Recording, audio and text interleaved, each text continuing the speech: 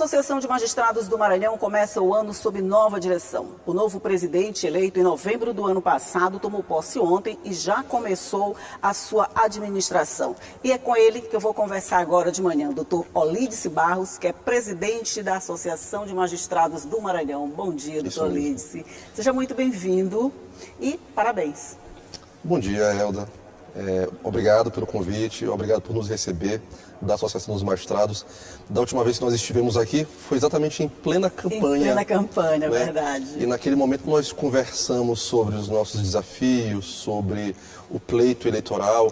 Né? Eu dizia a você que nós estávamos tendo uma eleição, uma disputa depois de mais de 15 anos que nós não tínhamos.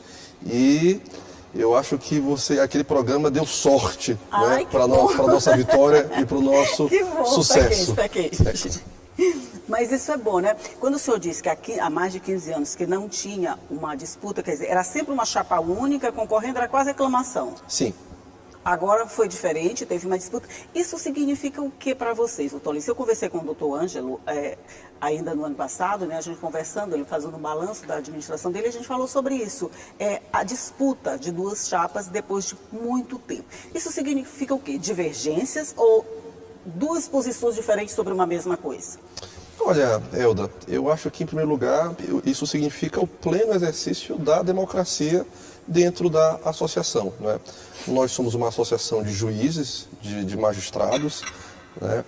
Nós não temos participação político-partidária, mas dentro da associação nós temos nossas posições a respeito dos caminhos da magistratura, de quais devem ser os projetos que devem ser encaminhados e os projetos que devem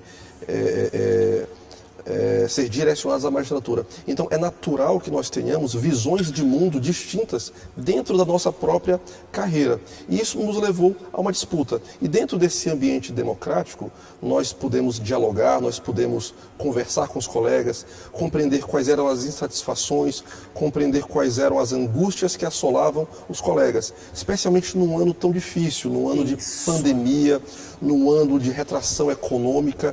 Então eu acho que essa disputa foi uma disputa muito saudável. Eu tenho muito respeito ao colega Rodrigo Terças, que esteve na chapa adversária, e aos demais integrantes daquela chapa, e eu acho que nós saímos fortalecidos, a magistratura saiu fortalecida, a nossa chapa saiu legitimada dessa associação, porque os colegas, eles puderam demonstrar que confiavam no trabalho da atual gestão, melhor dizendo, da gestão do presidente Ângelo, a qual nós vamos dar seguimento e aperfeiçoar. Com certeza. E eu acho que quando é a disputa fica melhor, não fica não, doutor Olídice? Porque assim, quando é uma chapa única, não sei se eu estou falando besteira, mas quando é uma chapa única, quer dizer, você já tem quase aquela certeza que vai vencer. Aquilo foi um consenso, imagino, foi escolhida uma chapa só, que representa a posição de todos, não sei de todos. Mas quando tem uma disputa, fica uma coisinha um pouquinho melhor quando se vence, né? Que são dois pontos de vista diferentes sobre uma mesma coisa. Eu acho que todos querem o bem-estar ou a melhoria da Associação de Magistrados, mas são posições diferentes. Quer dizer, quando ganha, dá um gostinho melhor, não dá não? Olha, eu acho que da última vez que eu estive aqui, você até me perguntou o seguinte, se eu estava com frio na barriga em razão da disputa. Eu disse, olha, é natural nós termos esse frio na barriga. Nós não tínhamos uma disputa há algum tempo, e aí logo quando eu me candidato, né, nossa chapa, vem a disputa. Mas a gente encarou aquilo com muita tranquilidade, Gerda. Eu acho que ali foi importante, eu acho que depois que aquela disputa se estabeleceu, depois que a discussão estava posta sobre os destinos da magistratura do Maranhão e os destinos da magistratura nacional, foi importante porque a gente pôde confrontar duas visões de mundo, duas visões de chapa, dois projetos dentro da magistratura. Como é que cada grupo pensava a associação dos magistrados, né? Então eu acho que foi importante porque nós pudemos expor o nosso lado, como nós pensamos no judiciário, como nós pensamos o trabalho dos magistrados, a defesa das prerrogativas, os projetos, a valorização, a qualificação dos juízes. E eu acho que foi importante. E a associação, ela cuida disso tudo. A associação, ela tem vários vieses, várias dimensões. Ela tem uma dimensão mais associativa, que congrega, que faz o congraçamento dos magistrados. Ela tem uma dimensão mais institucional, que é dirigida à melhoria da instituição do Poder Judiciário, né, ao aperfeiçoamento do Poder Judiciário, e ela tem uma visão político-institucional, que é exatamente esse diálogo que o Poder Judiciário, que é a Associação dos Magistrados, deve ter com o público externo, com a sociedade em geral. Isso. Então eu acho que em cada um desses tópicos, em cada uma dessas dimensões, nós podemos mostrar os nossos projetos e como nós pensávamos a magistratura. Então essa disputa, ela, como você diz, ela é sempre melhor e no final das contas é mesmo, porque a gente consegue dialogar. Eu acho que depois que a gente entra na disputa, que chega a adrenalina e a gente diz, olha, vamos assumir esse compromisso, vamos lutar e mostrar o que nós temos de bom para fazer pelo Judiciário do Maranhão. Eu também acho, a disputa é sempre mais saudável. Mais saudável, porque claro. Dizem que a unanimidade nunca é tão, não vamos usar aquele termo normal, mas que a unanimidade nunca é tão boa assim, né? A gente precisa ter essa disputa para você mostrar o seu ponto de vista e para ver se ele é aprovado pela maioria. Porque quando ele é aprovado pela maioria, e aí sim você tem a certeza de que você escolheu a coisa certa para lutar, né? Mas o senhor assume agora a AMA num momento assim bem delicado, vamos dizer. A gente está entrando no ano novo, né, 2021, já chegou, mas não é porque o calendário virou que todas as coisas mudaram junto, né? Vem muita coisa ainda do ano passado, a gente ainda tem 2020 na cabeça, né? Mas é diferente trabalhar nesse cenário. Quando tudo ficou completamente diferente, trabalhos online, videoconferências, essas coisas todas, como é que o senhor imagina assim, o futuro? Eu não vou dizer o futuro muito longe, mas esses 2 anos, com tudo diferente do que o senhor viveu até agora?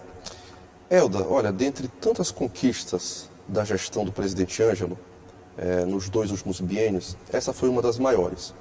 Foi mostrar que nós estávamos preparados para nos adaptar em uma pandemia em que houve um isolamento social intenso, especialmente no início, e mostrar a indispensabilidade do Poder Judiciário. Então, durante a pandemia, nós produzimos milhares de atos judiciais, decisões, despachos, sentenças, atendimentos a advogados, expedições de alvarás, nós demos cumprimentos a ordens judiciais, realizamos audiências por videoconferência, nós aperfeiçoamos o nosso serviço. Então, eu acho que o presidente Ângelo e a gestão que acabou de findar, ela teve essa grande qualidade, ela conseguiu desde o primeiro momento em que se instalou essa pandemia, em que se instalou esse cenário de calamidade pública nacional, nós tivemos esse diálogo com o Tribunal de Justiça, com os demais poderes do Estado,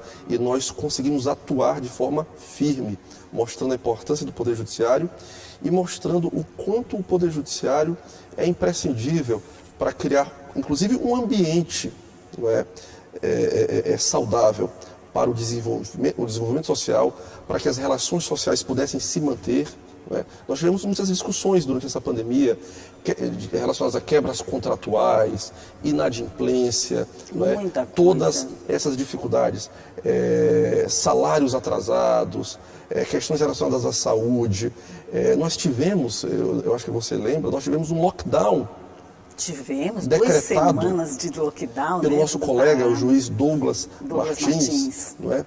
E esse lockdown, sem a menor dúvida, teve efeitos positivos sobre a pandemia do coronavírus, na medida que naquele momento nós estávamos numa escalada de casos e a decretação daquele lockdown, semanas após a sua decretação, nós percebemos uma redução dos casos. Então nós atuamos em todas as formas, em todas as modalidades durante essa pandemia. E, obviamente, nós vamos iniciar 2021, nós tivemos uma retomada dos casos da Covid. Sim. E precisaremos estar preparados, atentos para isso. Mas essa preparação, por exemplo, quando vocês tiveram videoconferências, audiências de custódia, através de videoconferências, quer dizer, muita coisa passou a ser realizado com a mesma eficiência, claro, mas de forma bem diferente. Daqui para frente, você imagina que pode continuar desse jeito, mesmo que a gente volte à normalidade, quer dizer, os avanços conseguidos agora, que eu imagino que uma videoconferência, ela abrange mais do que uma presencial, quando ela dispensa deslocação, ela dispensa várias coisas para acontecer. Ela acontece com a gente em casa, ela acontece de qualquer forma. O senhor acredita que esses ganhos de agora, eles vão continuar, mesmo que a gente volte a 100% presencial em toda a vida? Sim, eu acho que esses ganhos são duradouros, né? Eles são permanentes. Eu acho que não dá para dizer que as videoconferências, por exemplo, elas serão agora a regra. Vamos deixar essa regra para depois do intervalo? Fazer um intervalo rapidinho, mas é bem rapidinho mesmo. É só para a gente tomar um cafezinho e a gente volta já já para continuar conversando. É um minuto só.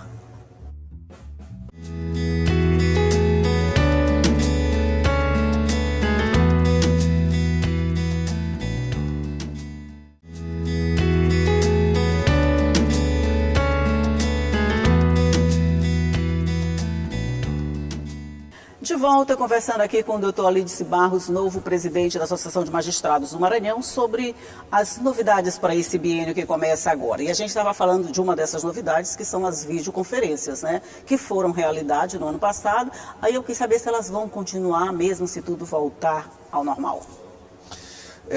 Olha, como eu estava dizendo agora há pouco, eu acho que ela não será uma regra, mas eu acho que a audiência por videoconferência, a audiência remota, ela veio a agregar, né? Ela trouxe aí mais uma possibilidade, mais uma modalidade, que já havia essa previsão no Código de Processo Civil, já havia essa previsão em outras leis. Uhum. E o que a pandemia fez foi exatamente antecipar esse futuro, foi essa instalação das audiências por videoconferência. Eu conversei com muitos advogados e alguns advogados diziam o seguinte: olha, uma coisa boa dessa videoconferência, sabe o que foi?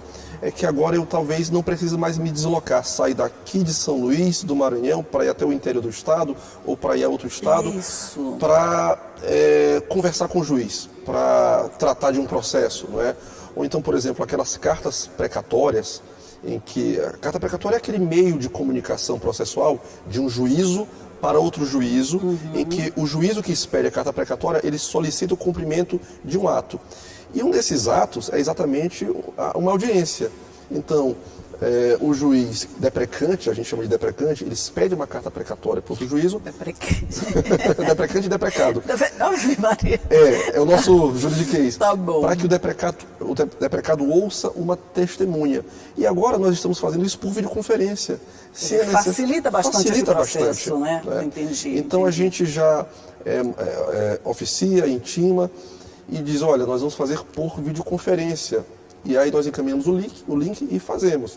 Agora, como eu disse a você, eu acho que não deverá ser uma regra. Acho que logo que tudo volte ao normal... E vai voltar, se Deus quiser. Vai voltar, se Deus quiser, né? Talvez não nesse ano por completo, talvez 2022, mas quando tudo voltar à normalidade, eu acho que a gente vai ter como regra, sim, a audiência presencial e a audiência por videoconferência, a audiência remota, ela será uma possibilidade, uma alternativa muito rica. Até porque, Elda, eu costumo dizer isso, e aí é uma impressão muito pessoal, que a audiência por videoconferência ela é uma audiência mais cansativa. Olha, a gente pensa o contrário, né? Que é mais tranquila, mais fácil, não, né? Mas sabe o que acontece? É porque a audiência por videoconferência, ela depende de uma série de fatores que não estão, às vezes, sob o seu comando, sob o seu controle, como, por exemplo, a internet. Sim. Então, cai a internet, o advogado está com um problema com o link dele, a internet está lenta, a transmissão, o som está baixo. E aí você imagina, fazer videoconferência às vezes com duas partes, seus advogados, 5, 6, 8 testemunhas, cada uma falando de um terminal, então tem que estar tudo muito bem preparado, tudo muito bem azeitado para que a coisa funcione. Tem que ter uma infraestrutura bem feita para que o resultado seja bom. Você até às vezes numa reuniãozinha de trabalho que a gente faz, um fala, a gente não ouve, a internet cai, o cachorro late, tem uma opção de coisa assim que acontece. Imagine numa videoconferência de Uma audiência de custódia, por exemplo, deve ser bem tenso, quer dizer, tenso com a possibilidade do resultado não ser aquele que você esperava da realização da audiência, né? Mas eu acho que não tem jeito não, acho que ela veio para ficar, viu? Pela comodidade, como o senhor falou, esses detalhezinhos de distância, de tempo que são encurtados através da internet, eu acho que sim, esse eu acho que é um desafio que a gente vai ter que enfrentar. É que a gente tem que se adaptar mesmo, olha, isso não tem jeito não. E não deixa de ser uma forma de acesso à justiça. Né? Sim, sim. Uma forma de acesso à justiça. Assim, eu fiquei muito feliz, eu percebia, por exemplo, alguns advogados que talvez não tivessem tanta intimidade assim, advogados mais antigos, digamos assim, e que não tinham tanta intimidade com tecnologia, mas que conseguiram, não é? Mandavam um e-mail para mim, um e-mail para a unidade judicial em que eu trabalhava, e diziam assim: doutor Litz, eu queria uma audiência com o senhor hoje. E aí a gente marcava, às vezes à tarde, às vezes de manhã, às vezes à noite, não é? E de onde nós estávamos, e aquele advogado que estava ali naquela cidade, naquela comarca distante, não é? Um advogado em grupo de risco que não queria se deslocar até a capital, podia ter esse contato conosco. Então isso foi muito gratificante, porque aí nós ampliamos o acesso à justiça por meio da tecnologia e da informática. Certo, agora vamos falar de uma outra situação um pouquinho mais delicada. Acho que essa semana passada, ou alguns dias, foi divulgado pela Folha de São Paulo algumas acusações ao Judiciário Maranhense. A gente está num avanço do feminicídio muito grande aqui no Maranhão, né? Quer dizer, não só no Maranhão, no Brasil inteiro, mas aqui também a gente teve um crescimento muito grande. E uma acusação de que o Judiciário Maranhense, ele não está tendo condições de fazer, vamos dizer assim, proteção a vítimas de agressão, de violência doméstica. E isso já foi encaminhado, se eu não me engano, à Corte Internacional da ONU. Como é que a AMA se coloca nessa situação, doutor Lins? Inclusive o senhor, né, como um dos citados nessa situação. Olha, nós ficamos surpresos com essa acusação e eu digo já de início que é uma acusação absolutamente injustificada, sem nenhum respaldo. Muito ao contrário, o Poder Judiciário do Maranhão tem sido exemplar no combate à violência doméstica e familiar contra a mulher. Um dos órgãos mais atuantes exatamente do Tribunal de Justiça tem sido a Coordenadoria Estadual da Mulher em situação de violência doméstica e familiar, então, que é coordenada pelo desembargador Cleones. Cleones Cunha. Cleones Cunha. É uma coordenadoria muito atuante, muito forte, muito firme, que atua sempre na questão da prevenção, né, da educação, realiza uma série de eventos. Esse ano mesmo, mesmo com a pandemia, houve muitos eventos em videoconferência, em lives. Nós tivemos aí o advento de uma campanha chamada Condomínio Legal, que é uma campanha em que os síndicos de condomínio têm o dever de comunicar à polícia, às autoridades constituídas, relatos de violência doméstica. E os juízes do Maranhão estão absolutamente atentos a isso. Os juízes do Maranhão têm produzido muito, inclusive despachado nas ações de violência doméstica, as medidas protetivas de urgência, as chamadas MPUs, elas têm se avolumado, têm crescido, o que lamentavelmente também significa que nós temos mais casos de violência doméstica, mais casos de feminicídio, e esse é um problema endêmico que nós precisamos enfrentar, não é?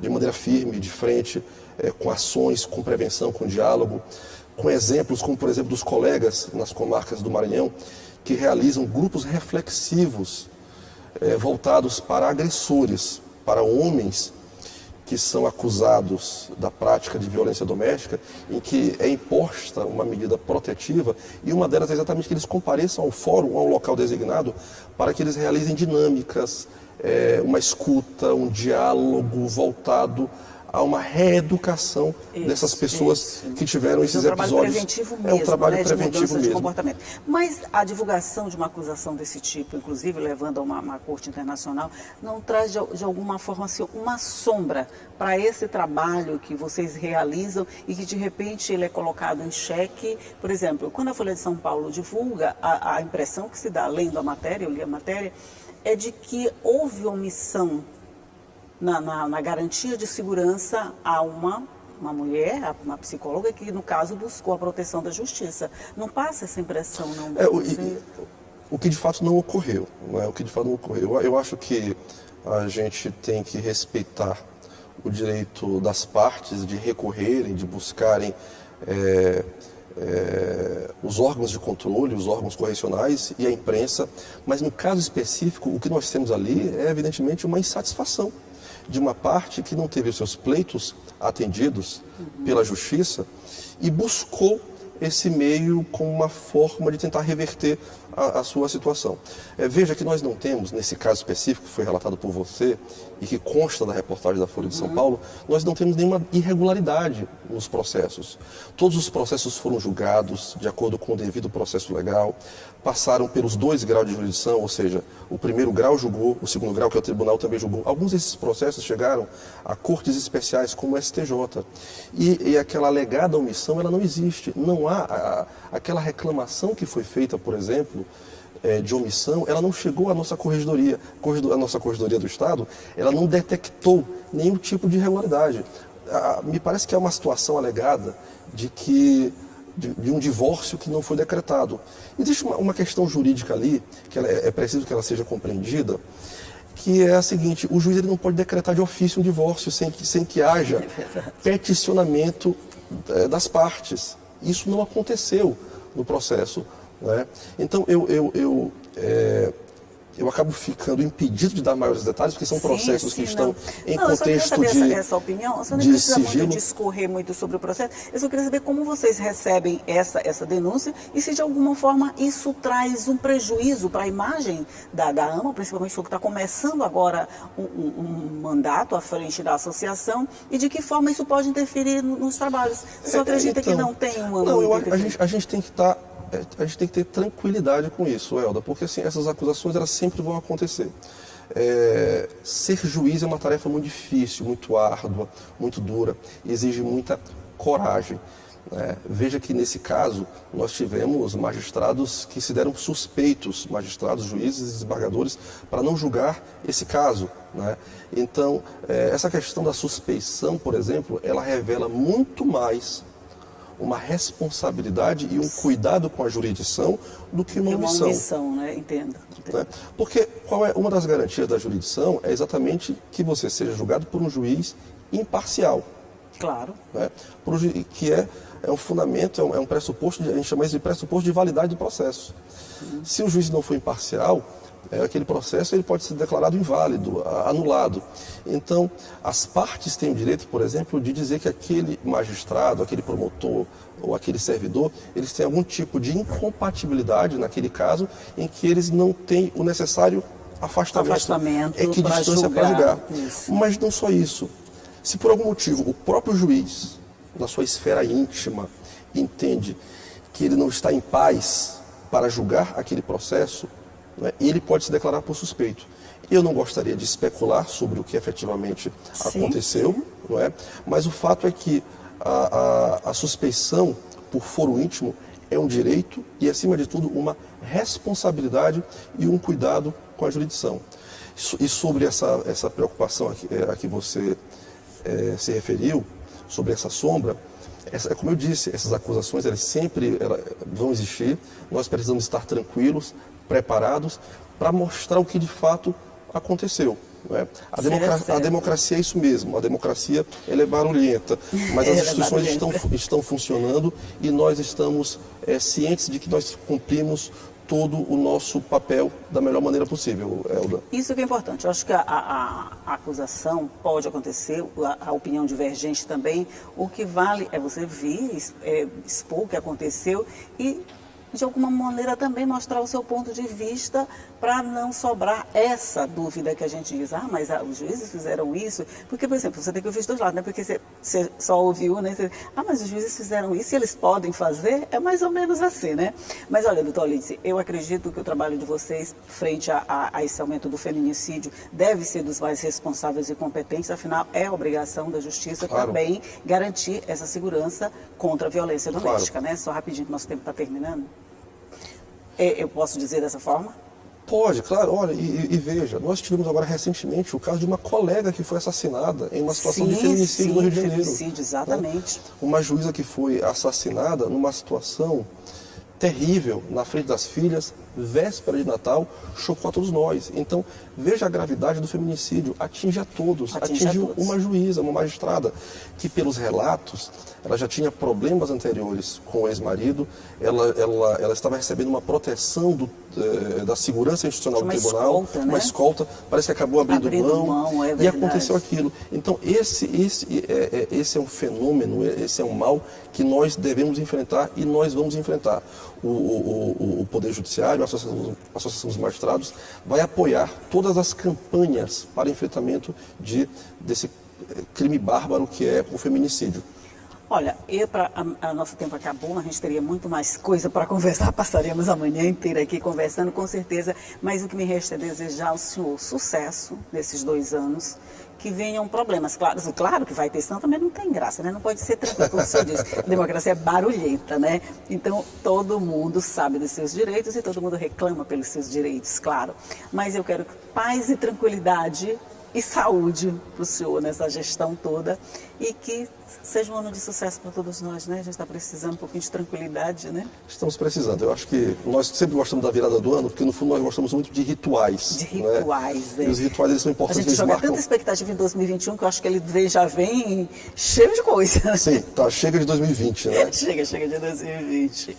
Então, que esses rituais marquem essa passagem, que não seja só uma virada de calendário, que a gente possa mesmo encarar o outro ano como um ano diferente vai ser. Sem dúvida, eu agradeço a você mais uma vez, Elda, pela oportunidade. Nós tratamos de assuntos que são muito caros à magistratura, sobre os nossos desafios, sobre as conquistas da gestão do presidente Ângelo, e nós seguiremos fortes, nós seguiremos cientes e muito tranquilos do nosso papel. Nós seguiremos cientes de que nós trabalhamos de forma muito correta, muito adequada, e que nós vamos honrar todos os votos que nós recebemos da magistratura, que confiou a nós essa grave missão de representar os interesses do Poder Judiciário do Estado do Maranhão. Nós somos a voz organizada da magistratura, já que a magistratura não consegue se organizar em partidos políticos, por exemplo, mas nós somos essa voz organizada em que a magistratura pode fazer os seus pleitos e lutar pela melhoria do Poder Judiciário e, consequentemente, da sociedade. Olha, mais uma vez, parabéns e sucesso nesses 2 anos. Com certeza a gente ainda vai conversar muito a respeito durante esses 2 anos. Eu espero que o senhor volte sempre aqui para a gente conversar a respeito, até para mostrar para a sociedade o que está sendo feito pela Associação de Magistrados do Maranhão. Mas, olha, muito obrigado, bom dia e bom ano para o senhor. Muito obrigado, é um prazer e estarei à disposição sempre. Ok, obrigado. Bom dia para você também aí do outro lado. O ano já começou, tomara que ele tenha começado muito bem e que a gente tenha um ano de paz e saúde. Mas só para lembrar, essa entrevista fica à sua disposição no nosso site, nas nossas redes sociais e você pode ver a hora que você quiser. E todo dia eu vou estar aqui às 8h30 da manhã esperando por você. Combinado? Tchau!